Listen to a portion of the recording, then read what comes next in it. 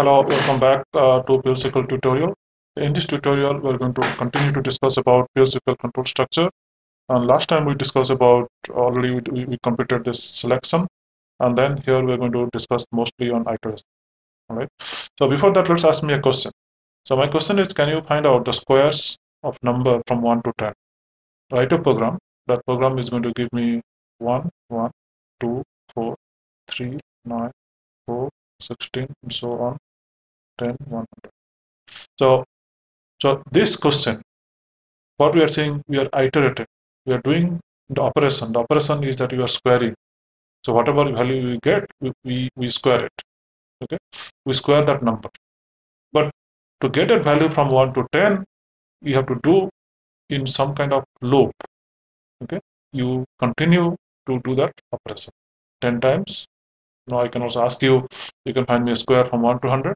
Everything can be done. Okay. So that is what you use a iteration. The iteration control is used to solve this kind of questions. So let's try to do some simple example how those things are done in PLS. Okay. The basic structure of PLS is called loop. Okay. So what I'm going to do, I'm going to write loop, end loop, and whatever number of statements I'm going to write inside this thing is going to loop indefinitely. Okay. So it's going to loop indefinitely, but I need to give one of the statement, whatever I give, I need to give a condition which will allow me to get outside of this loop. Okay. Remember, whenever you have this loop and end loop, if you do not give any condition when you go out, then it's going to run infinitely. Your program will never come out. In this case, this is an example where I'm going to print all the inside loop forever, because here is my loop, end loop. Where is the condition to get out? Essentially, there is no condition to get out of this loop in this example. Okay, and this is a case where my program is going to run indefinite and will never come to line number 8. So to make that one not happen, right? That means to allow that, we need to add some kind of condition. In the next example, what I did inside that loop, so this is the loop and this is the end loop, line number 10. I increment the value of x, and then I put a condition here. Okay, if x is greater than 3, then exit. Whenever it's going to come and exit, then it will go on and find out where is the next end loop. So it will go, the control will go after the next end loop. Let's take an example. So this is a loop, this is end loop. Okay, so here is an exit. So what is going to take? It's going to take, like, whenever it's going to get and say statement 1, statement 2, and after that I have an exit. Okay, then this, whenever the control hits exit, then it will just simply go to the next statement after the end loop. Okay, so this is how looping works on any programming language, and then the same thing also works here. So in this case, in this example, we take this variable and then we give a condition. So that means this loop is going to loop for 0, 1, and 2, 3 times. Okay, so whenever it comes, sorry, I'm sorry, it's supposed to loop for 0, 1, 2, 3. So whenever the value is 4, 4 is greater than 3, therefore it will come to its exit and it will bring to line number 11. And then it's going to print that one. Okay, so this is the very basic loop syntax in PLS. Okay. This, this x greater than 3 exit, all these things can be written in a more elegant way by something called exit when clause. Okay, so whatever that previous program that you have seen is going to be written more elegantly like this. What I'm going to do, instead of putting this if and this condition, I'm saying exit when. So I start the loop, end loop. So I'm going to increment the value of x, and I'm saying that exit when x is more than 3. It's just like the syntax is more like an English-like language. Nothing to worry about this. No condition, nothing. So exit when x value is more than 3. And after this exit, this thing, the control resumes from line number 13. Okay. And the statement we have is called continue. So like let's take an example of continue. So whenever you say continue statements, see like now exit statement is going to take you to the end of the loop. The reverse happen in continue. The continue, whenever it hits the continue statement, is going to take to the beginning of the loop. Okay. So we have a loop, end loop. Whenever you enter, whenever you see exit, when the control is going to see the exit statement, it's going to just simply take you back to the end of the loop.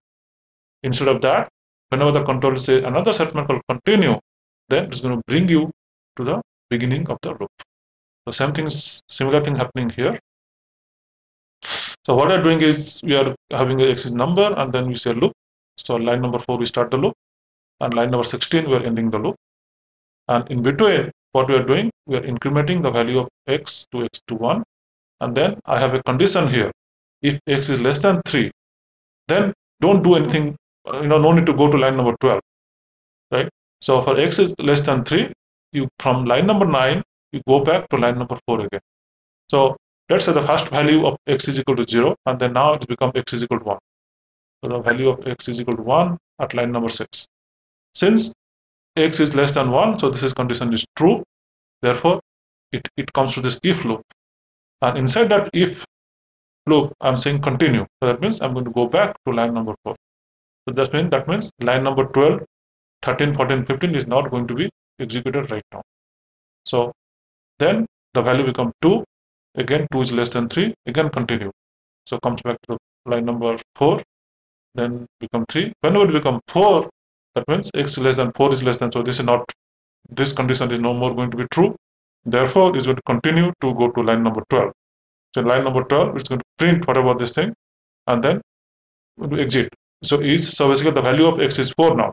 Is 4 is equal to 5? The answer is false. Therefore, it's not going to exit right now. Then it comes to this line number 16, and then again it's going to loop back. I'm going to start the loop again, and x is equal to 5 right now. X is equal to 5, then this condition is not going to be true. That is comes here and print 5, and then now this condition is going to satisfy. So now it hits an exit statement. So therefore, it's going to come back to line number 18. So that is how using continue. So again, this continue can be written a little more elegantly by using continue when. Exactly the similar manner, whenever we're doing exit when, we can do continue when. So continue when means at line number 17, if this condition is satisfied, then it goes back to line number 4. Okay. So if this condition is not satisfied, then it keep continuing. And then line number 10, if say exit. So if this condition is satisfied, then comes back to the loop. Otherwise, the loop is going to come back, and then once the loop is complete, then again it's going to try to loop again. So basically, this continue and then exit when, these are the things that basically ask me whether I need to go to beginning of the loop or end of the loop. It's a very powerful features. By using this, you can write a lot of complicated logics. You can make a lot of complicated logic into programming units. The next thing is that we can also label a loop. Basically, before you write a loop, we can give a label by 2 greater than 2 less than sign. Okay. By giving that, we can say that the name of the loop is x. Then we can say inner loop. Similarly, inside a loop, we can have another loop, and so on. Okay. So as many number of loops that you want to nest, you can do that. So in this example, we have 2 loops, and in 2 loops, we are having inner loop and outer loop. And then what I'm saying that I'm giving a condition here, line number 14, that exit which loop, inner loop or outer loop. When this condition is satisfied, you exit inner loop. When this condition is satisfied, you exit outer loop. Okay. So basically, this will basically give you more control when to exit what kind of which loops. Okay. The next one is, so basically we decide loop and loop. That is a basic structure. And next is while loop. The while loop is something similar to other programming language. While then a condition, and this condition is going to loop multiple times using this value s is I into I. So whatever this is this, right? Basically this is the answer to the question that I asked in the beginning. That write a program which is going to give me a square of 1 to 10, and this is the program which is going to give to square from 1 to 10. Here I am using this while loop. We can also do a simple loop and then you can square and then end loop, and you would exit this loop when x value is greater than 10. Okay, so something the same thing can be done instead of while loop, just by simple loop and end loop. Right. The next thing that another type of loops Oracle we give is called for loop. So let's take a look at what is a for loop. The syntax is something like line number 4 for I in 1 to 10. See, I do not declare any variable called I. So whenever I give for, that means Oracle's PL gives you a temporary variable whose name is I. That's called the counter. Okay, that counter is a number. Those things are implicitly defined at the for loop. And then this is called 1 to 10. This is called lower bound. This is called upper bound. Okay, so lower bound and upper bound, and then I do the square, s is equal to I into I. So this again, the same question can be done using a for loop. Okay, so for loop, I 1 to 10, and look, like I'm not basically incrementing the value of I. The value of I automatically incremented I is equal to I plus 1 because of this. Okay, so because of this, the value of I incremented because of this for loop. For loop takes care of all those things for you. Okay, you just write the code, whatever you want to, whatever your logic. In this logic, I'm going to just square whatever number I get, I just square it. Okay, so this is called for loop. And then there's another for loop, another example of something called reverse for loop. And here's an example of reverse for loop. So what I'm going to do, I'm going to write just a keyword called reverse, as I have shown you here. The keyword called reverse, 1, 2, 3. So in this case, what this is going to return is going to return 3, 2, 1. What is going to happen? The first time I value will be the whatever this upper bound is. Okay, so basically this is equivalent to writing for I in 3, 1.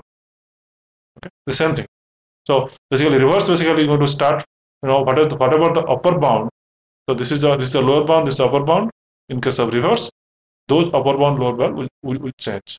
And in this reverse case, actually the value will be decremented. Like initially the value of I will be 3, and then the next time it will be decrement by 1. Okay, so in this normal case, it will increment by 1. It will start from the lower bound. In reverse case, it will start from the upper bound, and it will decrement up to whatever value that we have in the lower bound. Okay, so some more example here. So this is what I show you here, that for j it can go from -5 to 5. So that means this is the lower bound and this is the upper bound. So you're going to start j is going to start with -5, then we'll add 1, so it become -4, -3, -2, -1, 0, 1, 2, 3, 4, 5. So this is going to run 11 times. I'm not doing anything here. It's null means I'm not doing anything. But you can write whatever square and all this thing that you want to do. You can do it at number 10. Okay. So this example where these bounds are numerical literals, some numerical values, and there is no reason why you cannot make these bounds as a variable. And this variable, for example, in this case, line number 15 is another for loop, it's the reverse for loop, and my first is 1 and last is 10. Okay, since this is a reverse for loop, therefore the k initial value will be 10, whatever is the upper bound, and then k will be decreased by 1, 9, 8, 7, 6, 5, 4, 1, and then whenever it's going to reach the lower bound, which is 1, then the loop will going to stop. Okay. So in this case, what I'm saying, the idea behind this code is to show that the upper bound and lower bound can be variable. Not only that, the upper bound and lower bound can be also some expression. So upper bound here is 0, it's a numerical literal, but whereas so the lower bound is a numerical literal, but the upper bound is an expression of whatever this value comes to, high by low. So 100 by 12, whatever the trunk value is going to come, that is going to be the value of upper bound. Okay. Not only that, we can also set the upper bound based on number of rows at the runtime. In this case, what I'm going to do, I'm going to select from employee table and how many employees I have. So whatever that value, I'm going to put to a variable called employee count. And then that is the employee count I'm going to use from I is equal to 1 to what about this number? Let's say this number is 24. That means this loop is going to loop for 24 times. For whatever day, if there is, some employees are retired or some employees are gone from this company, and then employee number is, say there are 10 employees are there. On that day, this for loop is going to run 10 times. Okay. So this is what I'm saying, that upper bound, lower bound can be also varied dynamically, and then that can be based on a select query. So more for loop examples. So now let's do some exercise. So what is the output of this column, this piece of code? Let's try to do. So for I is equal to 1 into 3, right? So this I means, whenever I say this I, this is a special variable that is defined by Oracle implicitly, and this I is basically a number, and then this I will be automatically incremented inside this for loop. But remember this, you do not have any programmatically, you cannot control, you can assign any value to I. Okay, so here this program is going to give me an error because in else block I'm trying to manipulate the value of I. No, this is not allowed. Let this I, whatever this value that we got for I in 1 to 3, that is a Oracle internal variable. You do not assign anything, you just use it. How do I, for example, in this case I'm just using the variable, that is fine, but you cannot assign anything. So this is when this program is going to give me an error. Okay, so let's try to figure out what is the output of this program. Okay, so this program, what I'm trying to do, I'm basically creating a a date, which date is basically an array of date list, and this is a PL/SQL table. So that means something like this, and this is the dates. Okay, then for J, so when J is a PL/SQL implicit variable, it's called counter variable, and this counter variable is starting from 1 to 3. But look, I'm not assigning anything, but I'm just using whatever the value of J. Right, to the first time the value of J is 1. So therefore, what I did, 1 into 5. So fifth element of this array dates. So 1, 2, 3, 4, 5. Okay.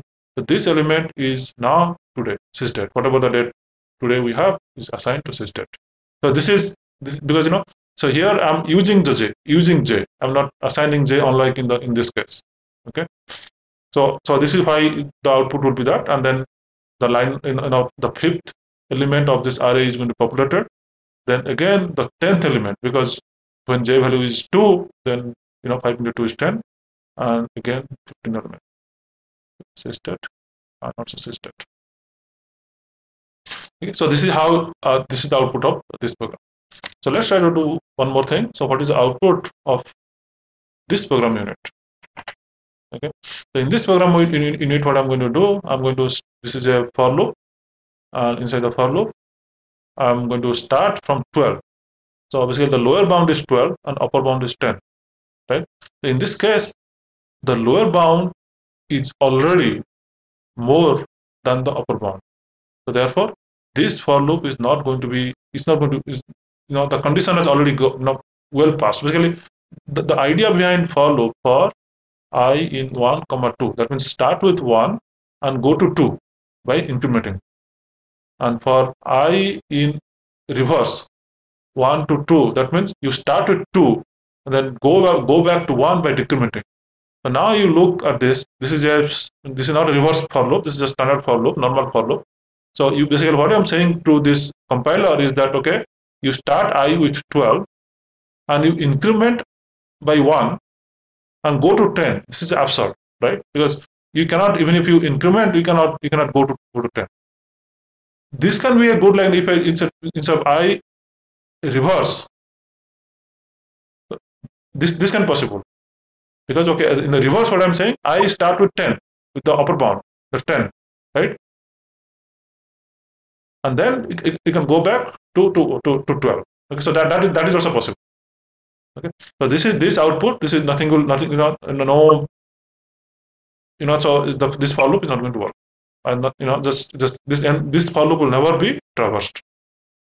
Okay. Some more example. What is the output of this? For I is 1 to 3, and then you this thing. So remember, like when this I is an internal PL/SQL variable that Oracle defined for, which is a number, and it will increment by 1 each time this loop is traversed. The scope of I is only available during this loop. That means outside this loop, if I want to access the value of I, is going to give me an error. So inside this for loop, we can access. So this is what we discussed. So the iterative control, summarization that we started with loop, end loop. Then we use some when clause to get to make our loop exit out, to basically to create an exit criteria so that we can get out of the loop. Then we define a while loop, and then for loop. And for loop, we also seen a lot of examples using this lower bound and upper bound. And we can label the loops so that we can, you can control the loops even better. Okay, so this is all about your iteration control. Using selection control and iteration control, you can make your logic more robust. So essentially, whatever these kind of rules that we give, like to start with this question, right? So what kind of this question? So these things can be, you can use this PL SQL control to complete the program.